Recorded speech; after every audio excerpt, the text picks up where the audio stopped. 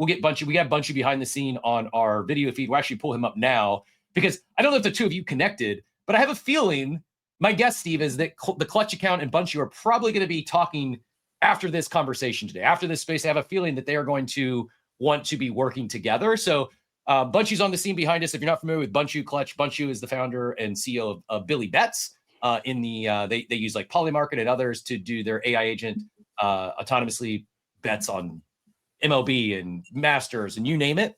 So yeah, do you mind giving us a brief intro? Tell us a little about what you're building. We are going to have Clutch back for a full interview on Monday morning, but they got a mint today, and I dropped the ball this past Monday, so I want to at least give them, the 60-second elevator pitch to explain what they have going on today, why you might want to pay attention to the mint, and most importantly, I want my friend Bunchu to hear about what you're building because I think it's likely that the two of you end up working together. So GM, and thanks again for your patience. Hey, GM Captain, thank you, man. Thank you for having me on the space. No worries about the wait. I'm fully aligned with the conversation that's been going on here in terms of the tech being built within crypto that needs to be built like a business. That's 100% what we're doing at Clutch, and I agree that we need to do better in choosing leaders as well in terms of like decision making. Everything. These products should be run like a business. They should be making money. They should be clever and proprietary. Like I said, like somebody mentioned earlier, they can be improvements on other products, but we can also just build upon the tech itself. So my name is Simple Farmer. I'm the founder of Clutch. And what we've built is a Polymarket parlay platform, essentially a decentralized parlay platform that allows users to place bets on real world events or sports or stake within the platform and earn yield from bettors. So we're launching on ApeChain shortly in partnership with ApeChain. We actually, they reached out to us and we decided to launch there.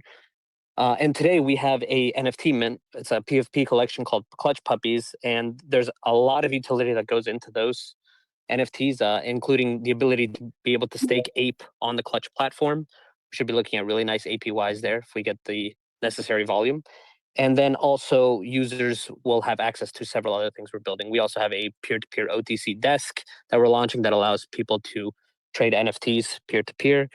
And yeah, I won't go into too much detail, but that's pretty much what we've built. What we have done is taken the data that predictions market, like Polymarket gives us, and we've turned that data essentially into odds.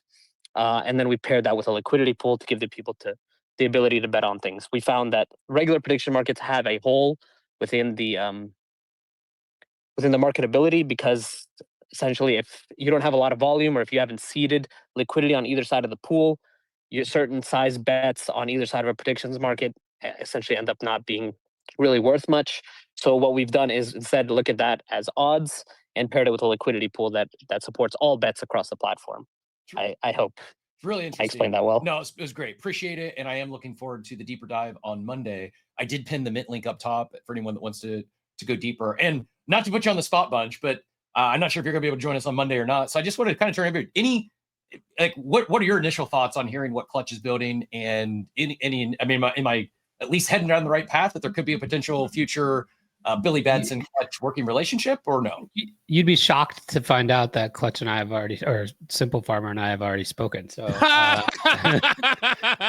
we've already connected in the DMs on Discord, and so definitely big fan of what they're doing with Clutch. I could definitely see Billy tapping into this at some point here in the future as well. I just think, in general, the concept is awesome. And I believe that, the sports betting market in general is going to head this way, both regulated in the US and just kind of overseas.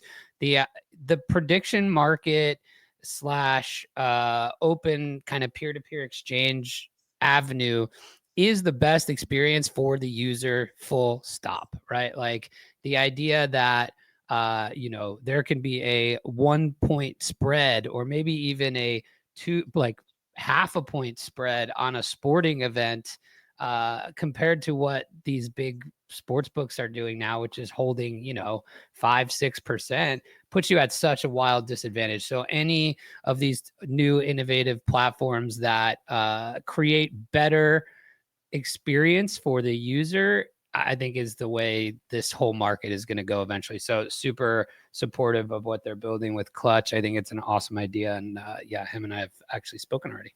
Awesome. Well, I guess I shouldn't be surprised. I'm a little surprised, but I'm not. Clutch, go ahead and get back in here, and then we will bob and weave. We'll get Pawns back in here, who we lost, and then we will dive into AI with Bunch.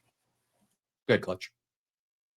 Yeah, just real quick, a big shout out to the Billy Betts team. I love what they're doing. I think they're one of the most successful and best examples of leveraging AI within crypto. I think they're doing it right, and they showed that not everything is like a grift. They're actually building clever stuff with AI. A lot of people were calling things DeFi, but they weren't actually doing much with it. So huge shout out to them. I'm a big fan.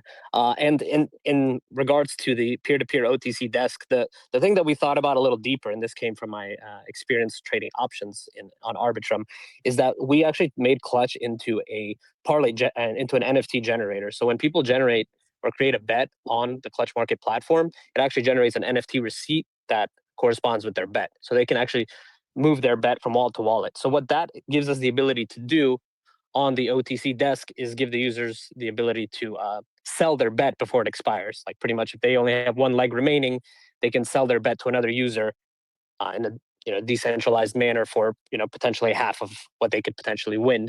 And that's another use case for a peer-to-peer OTC desk. We're going to continue building, and we're really excited about everything on ApeChain.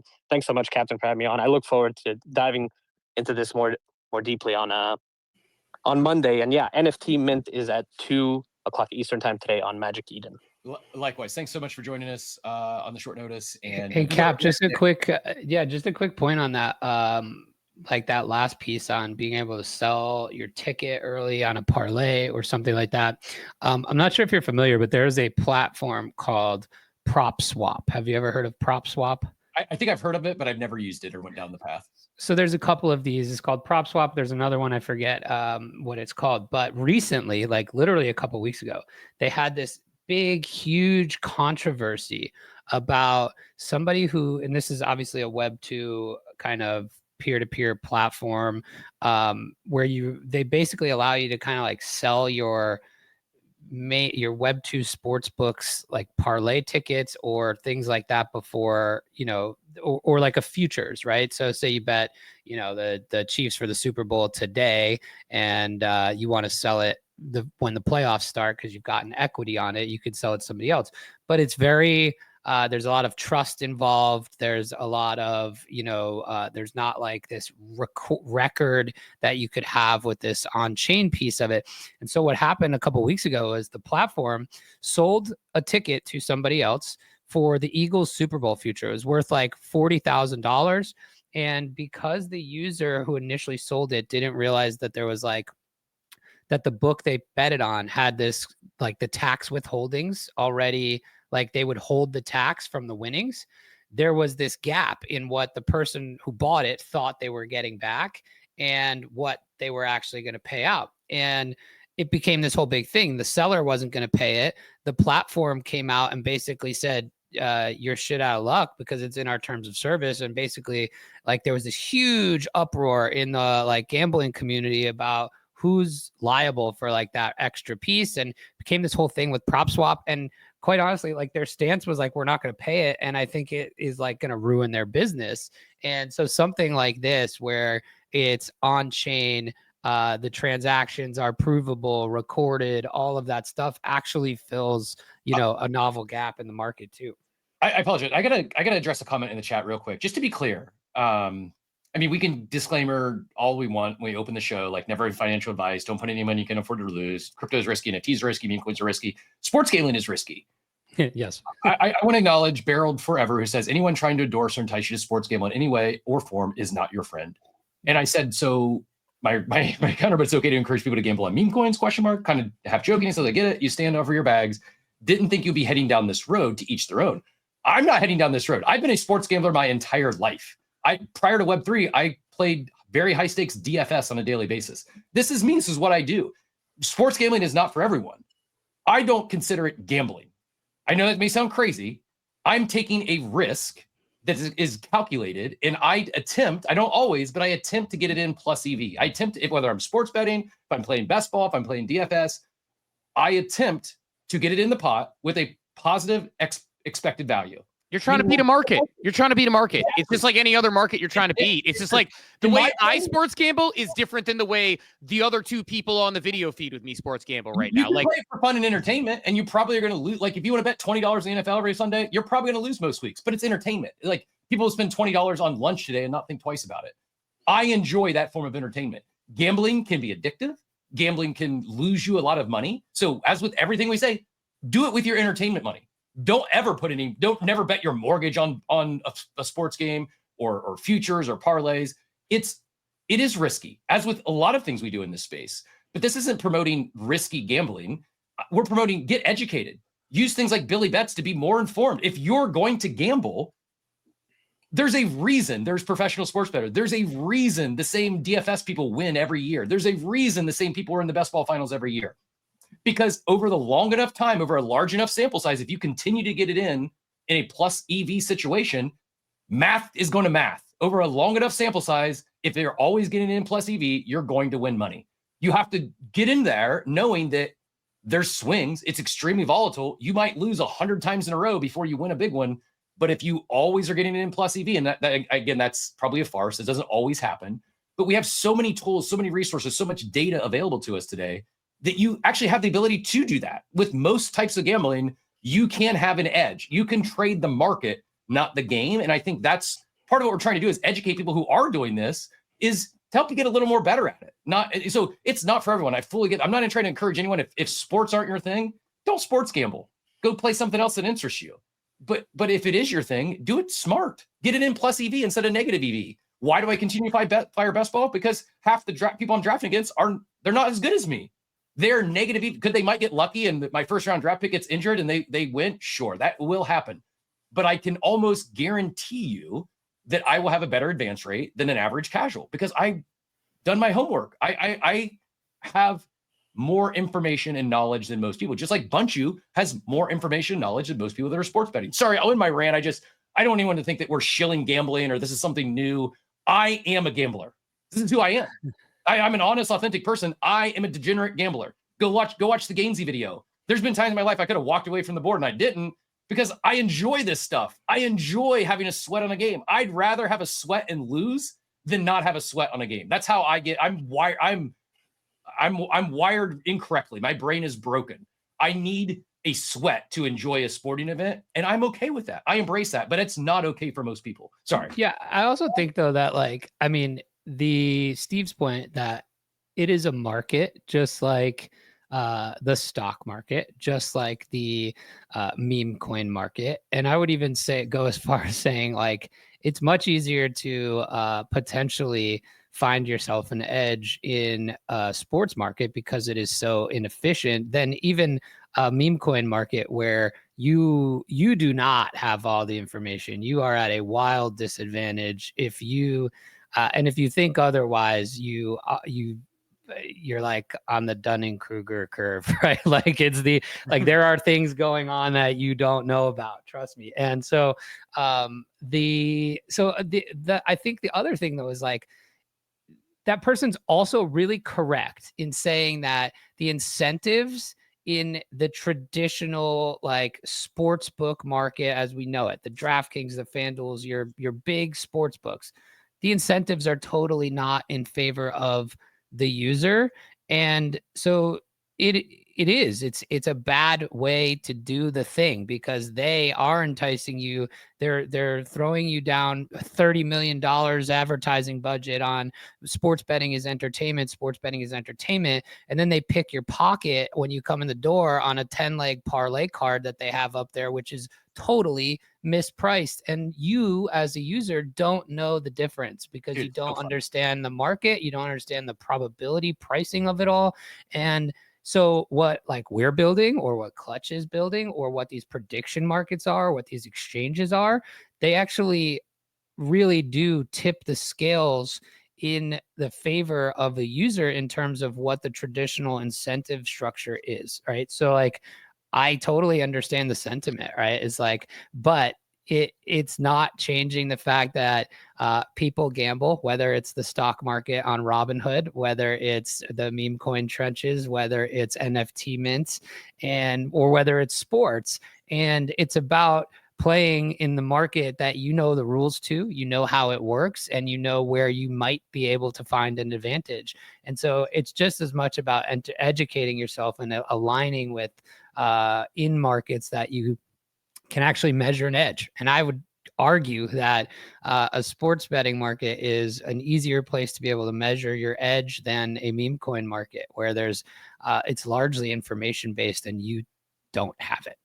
It's so funny. As you were saying that, I was responding in text almost verbatim. I said, I do greatly appreciate raising this concern, because you are correct. If someone goes in uneducated, starts throwing money at nonsense like 11-game parlays, you use the 10-game parlay example, you can hit a 10-gamer. Just stop at 11 and 12s. I'm kidding. I feel attacked. This is my whole strategy. I'm going to make it all back in one parlay. But the point you made there, Bunchu, that I think is really interesting is, like, if you went to buy like a shirt, and I don't even know what a good analogy is. I'm trying to find like a good analogy for the fact that, like, you get odds that are like plus. Here's the analogy. I always talk about I talk about the way I sports bet is like if I were walking through a CVS and only buying things with the wrong price tag, right? So it is your t-shirt analogy, right? It's like you go into 3 stores, the exact same t-shirt, you don't know, but it's priced in different currencies. You're shopping without Rakuten. Yeah, right. And the different currencies are the odds that you, to be honest, most people just don't understand, right? And so if I have 3 t-shirts and they're all priced in different ways, they're the exact same t-shirt, why would you not pick the lowest price t-shirt, right? And the problem is most people don't even know how big of a difference price 1 versus price 2 versus price 3 is. It's so much more clear when you're looking at like a crypto chart, right? In terms of like, hey, I know this is the price at here, and I know this is the price here. But when people look at odds, they're not presented in a way that's easy for people to understand. Whereas Polymarket or these prediction markets they're priced in probability. So the market is out of 100. So when you see a 10-cent line on Polymarket for a game, well, that means that the implied probability of that event happening is 10% according to the market. And so that's a much easier way to understand than a plus 900, right? Like nobody knows what the hell that means in terms of how likely the event is to hit, right? All you know is, oh, that's a long shot, right? So yeah, I think it's mostly an education thing, but it's a market just like anything else. It's an inefficient market. It's able to be beat if you pay attention, know what you're doing, and educate yourself. And I mean, it's no different than anything we do here in crypto every day. And I don't want to feel like this is an attack at Barreled Forever or anyone who is, no, it's worth talking about because they're right. Like, you have to not only know like the data and the information, but you have to know yourself. And if you're an addict, if you have an addictive personality and you're not good with money and you're not good with bankroll management, you probably shouldn't sports gamble. Like, it has wrecked people. And unfortunately, the sportsbooks nowadays, they pry on these sorts of people. The sportsbooks are making most money on the losers. They limit the winners. Like it is a I don't even know how to describe the industry, but you if you know yourself and that you are not good at those sort of things, then avoid it. And it's not something you should explore because you could get wrecked. And it's just like, I can't stress enough, proper bankroll management, never put any money in you can't afford to lose. Let's say you have $1,000 you want to sports gamble on for the year. Okay, that's less than $100 a month. Don't put 1,000 on your first day and bust, and then you're re-upping, you're putting $1,000 in every month. Like, bankroll management means over the course of a month, the course of a year, the course of your lifetime, like, separate your buckets. And if you go bust and you run out of your disposable income, you have to call quits. And if you're not able to do that, get help. Call 1-800-GAMBLER. Like, just you have to be aware that I had a college friend who, back in college, like when we were broke college kids, he ran up $100,000 of credit card debt gambling. At the time, I thought, oh my God, his life's over. Like, $100,000 means a lot less today than it did then. But this was someone who's very sharp. They've done very well for themselves in their lives, but they were a gambling addict and they put themselves in a giant hole. Like, people talk about, student loan debt. This kid came out of college with 6 figures of gambling debt. Like, that can happen. And for as much as we talk about using tools and good information, it also is important to remind people that this isn't for everyone, not just gambling, meme coins, trading. Like, it can be a slippery slope and can be very dangerous for certain individuals who might be wired that way. Bunchu, speaking of the information and beating the markets, I have a very tactical Billy question, and I actually have some Creator Tools questions. I know you got a hard stop out here in about 15. I know he's got a hard out. Do we want to just real quick pivot back to Pawns, who lost mid sentence there, and kind of just put a bow on that conversation? Then we'll roll right back into Bunch. And Pawns, you've got your demand in the comments. People want you back. We long overdue. I don't know what your week looks like next week, but would love to bring you back for a full more special guest interview when your schedule permits, if that'll work with you. Yeah, sure. Just hit me up in the DMs and we'll set it up. My question when I lost you is what went wrong? Why did so many people have went? I feel like we've regressed instead of more individuals. I actually, when you did the equity with Plague, I thought we'd see dozens of other NFT brands like this. We've seen yourself. To my knowledge, it's been you, it's been Truth Labs, and it's been Ovi with Rect. Why haven't we seen more go that route?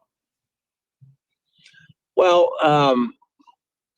because that's not really what most people want that are here. So if you're a project founder, it depends on your product too. But if you're a project founder and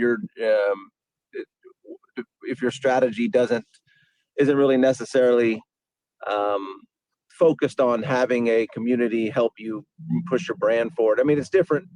It's a different incentive if you want people to play your game. Giving them equity doesn't matter. It's a different incentive if you want people to help push. Trying to think of another example, but I think it's just incentives. So first of all, it's a pain in the ass. I mean, to do it the way that we've done it is a pain in the ass to do it. But second of all, I don't think really a lot of people. I don't think there's a demand for it. If there was a demand for it, if it was something that people could do that would satisfy holders, I think more people would do it. I just don't think there's an actual demand for it. Really, the demand is, to segue back into your gambling conversation, is just to figure out how to make a lot of money in a short amount of time, and equity in a company doesn't really do that for you. That's fair. Well, again, thanks so much for joining us impromptu today. Hit me in the DMs. Would love to have you back for a full conversation, deeper dive. We're overdue to catch up on everything you're building. And as Steve said, it was great to see you in Paris, but yeah, would love to get you back on for a full interview. Yeah, fine. That sounds great. Now that you guys are fully endorsing and recommending sports gambling, I'm going to go figure that out so I can do it myself. So have a good morning. Thanks. Yeah. Man. Go ahead and bet the Plague Treasury, and it'll be just fine. And by the way, Cap, I need co-host re-added. For some reason, I got booted from the space, which is fun days. So Joe, I'm curious about this, like, with the Billy stuff. And again, if we have time, I want to talk. If not, I may actually bother you offline about some Creator Tool stuff. But because I had in my agenda to talk Creator Tools with Bunchu this week, and I know we've gone down the gambling, which, by the way, love myself a good gambling conversation. But with Billy had picks for the Kentucky Derby and then redid them for the weather. So Billy picked the Kentucky Derby winner, gave you the best odds in the Kentucky Derby winner.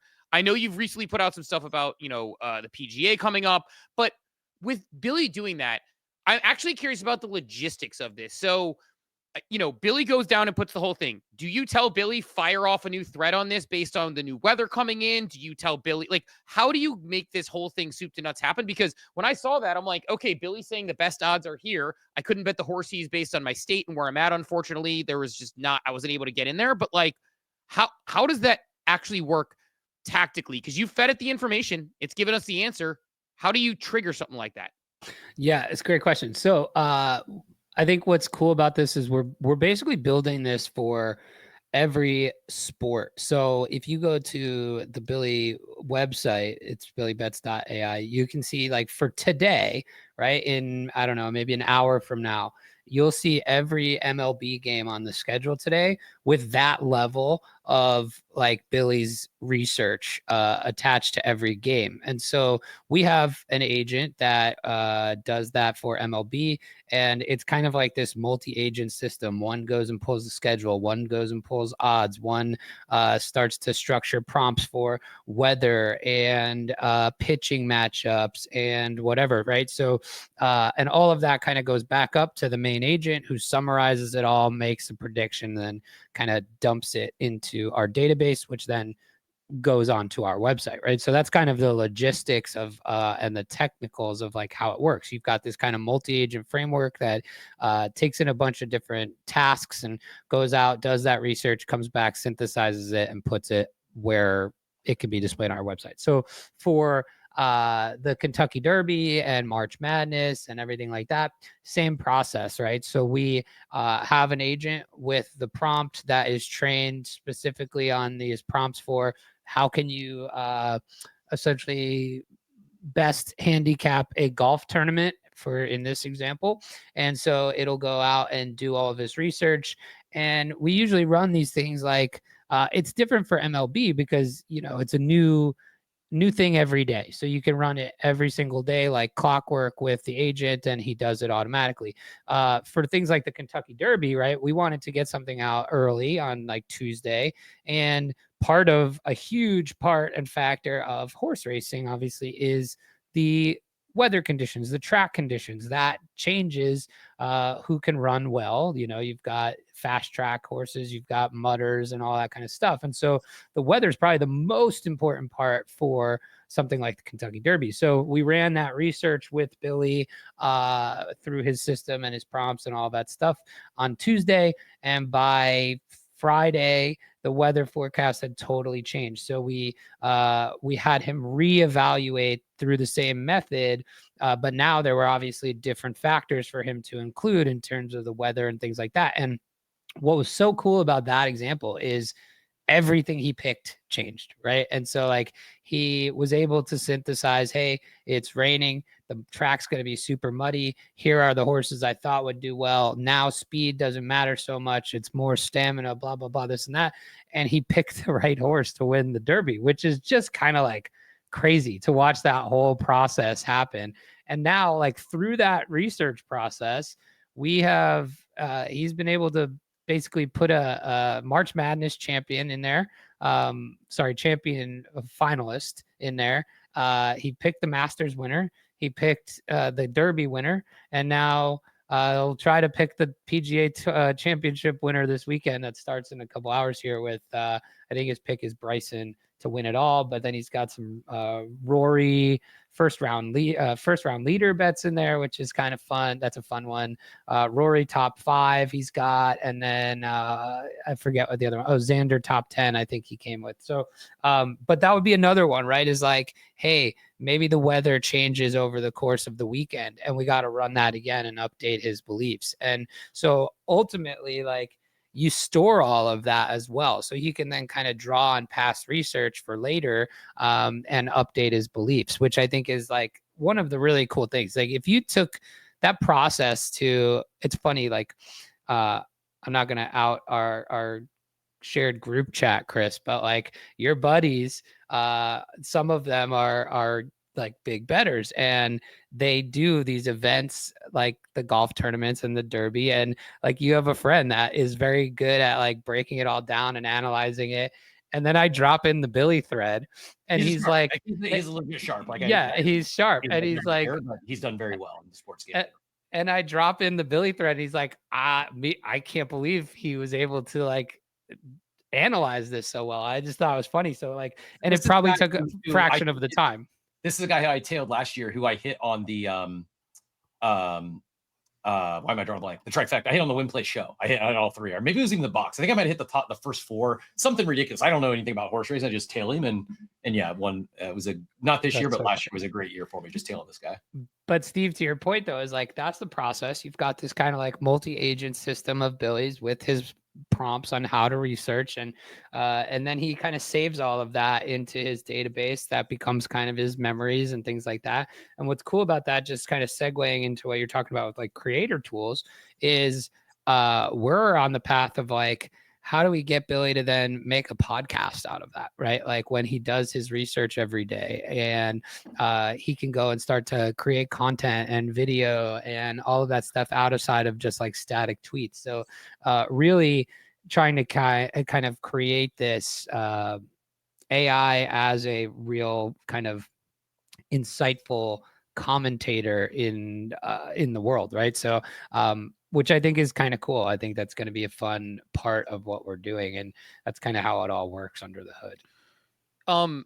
What's Billy going to sound like if Billy has a podcast? Dude, I've been going back and forth with 11 Labs, and I kind of want to let the community vote on his voice and put a bunch of voices out there.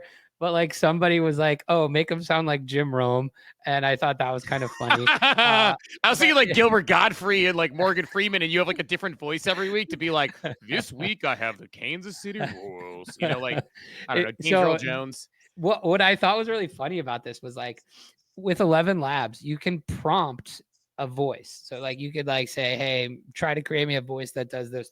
And I'm like sitting there and I'm trying to describe what I feel. It's really hard to describe a voice prompt if you just try to think of it, right? Like, how would you describe my voice? How would you describe your voice? Like, I don't even know. I'm nasally and like I don't even know. So what I was doing was actually taking people who I thought would be an interesting kind of persona for Billy, like based on his actual personality. And I was like, I went to Claude because Claude, I feel like, is still super creative. And I was like, hey, give me a voice, give me a prompt to describe this person's voice. And it gave me this really cool prompt that I would throw into 11 Labs. Smart. Oh my God. And it was so good, dude. They came out so good. And now I was just like, now I have too many options. I don't even know what to choose. But that was a really cool way to do that. Also, Steve, I did something fun with my kid yesterday that I thought you would be interested in. So I'm trying to like, introduce AI to them in a way that's kind of fun. But like, they don't even necessarily know what it is, know it's AI or whatever. They just kind of things we do together. And just so they're kind of familiar with the form factor and things, because they're going to grow up with this now their whole lives. And so one of the things we were doing a lot was using it to do bedtime stories, and which is really cool because you can kind of do this interactive back and forth. It's like this choose your own adventure with ChatGPT voice mode. And then I had this idea. I was like, oh, I wonder if I use the video, like the screen share mode, if it can do like a scavenger hunt around his room. And so I made him leave the room last night, and I showed the video mode or the vision mode like 4 different objects. I told it what it was, and I had it watch me place it around the room. And I was like, we're placing this thing here. And it's like, got it. And I did that with 4 items around his room. And then I had him come in, and the prompt I gave it was, okay, now we're doing a scavenger hunt in the theme of this story where Graham is a superhero and he's got to save the world. And the way he saves the world is he needs to have these items, and you're supposed to guide him around the room with clues to find these items.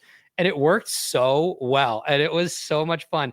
And right before we did it, I was like, where are the items? And it recited exactly what the item was and where it was in the room when it wasn't even looking at it, which was kind of mind-blowing to me. But it was just a really fun way to engage with my kid around it. And now he's like super excited to do it again. So it was just a fun, creative thing we did that I thought you'd be interested in. That's wacky. Like I wouldn't even think to do something that way, but I think the applications of that. So you used which I didn't catch which LLM or which one did you use for that? So right in ChatGPT in the mobile app, if you use voice mode, there's a little camera button right here, and that turns into the vision. And so it literally, there you go, see me. And now you can speak with it while it's looking at things around your room. So this is really cool for obviously the creative stuff that I was just talking about. But I also use it a lot with my grandmother now, who has trouble seeing. And so like it helps her find things around the room, or it will read things to her because you can actually share your phone screen. So if you are looking at if you're trying to read a website, for example, there's, it can read your phone screen and read it to you or something. So it's actually a pretty cool tool if you haven't used it yet.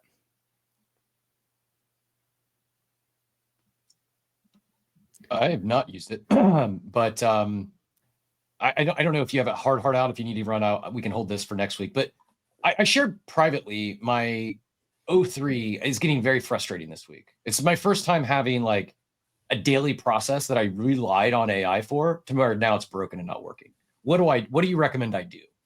Do I just be more deliberate? It's like, it's going to take me 6 or 7 prompts now to get what I'm looking for, whereas before I would one-shot it on a simple sentence. So it's so crazy that you say this, because I feel like every time we see a new model come out, a couple weeks later, everybody's then talking about how like they must have nerfed it, right? Mhm. And I asked it. It says, no, that was my mistake, not the model. I'm like, well, you are the effing model. yeah, right. And so like, but you know, sometimes everybody comes out and says, no, they didn't make any changes. They didn't make any changes.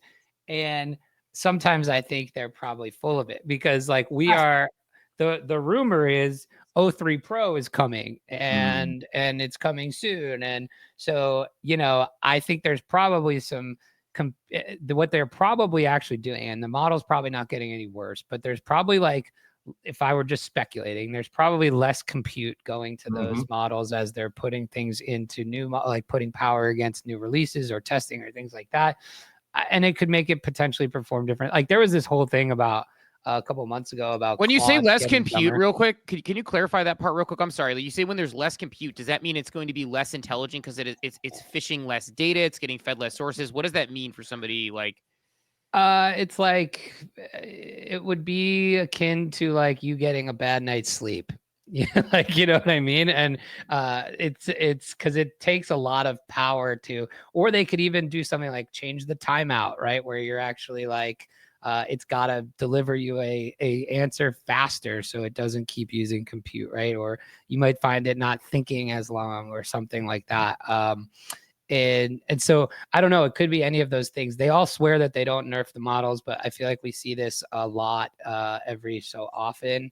I wonder if like did anything in your process change?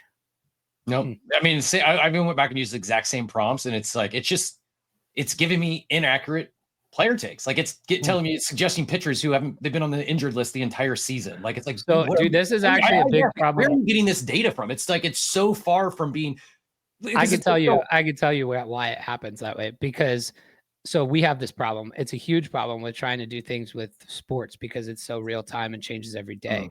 And so we actually have to build like fact checkers and stuff into our flow because the model is going to respond. Its first instinct is to respond off of its training data, right?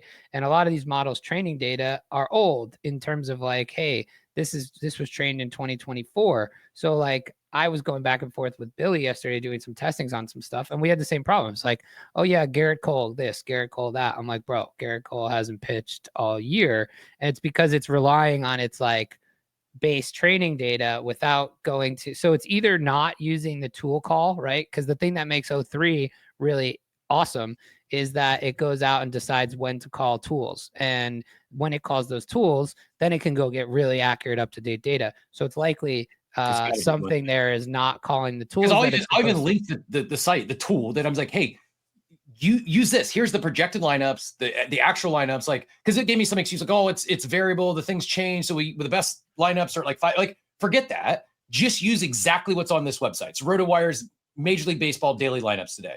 If a pitcher changes later, I'm not going to hold that against you. Just use this site, and it's like it's probably a tool call. It's probably a tool call thing, because if it's not calling the tool, right, then it's defaulting on its training data, and its training data is old, right? So especially in a sports capacity. So maybe the prompt is, don't look at your prior training data, only use this website. Yeah, that would be worth trying, right?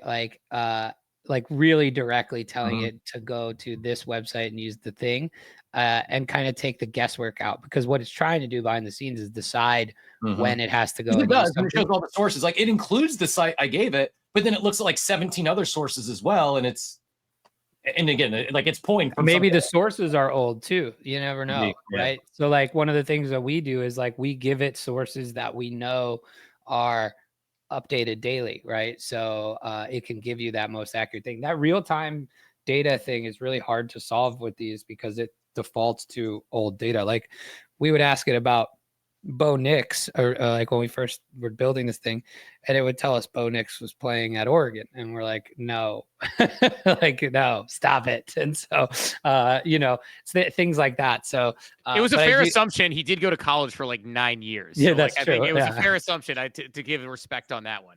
That's true. That's very true. But awesome. Yeah, I do unfortunately have to run it now, but I appreciate Thanks so much for hanging out. Yeah. I'm sorry I couldn't stay for the next piece. I was excited to get to that too. But all right, cool. We'll chat next week. And yeah, if you have any questions in the meantime, you guys know where to find me. Appreciate you. Appreciate you as always. Later, guys.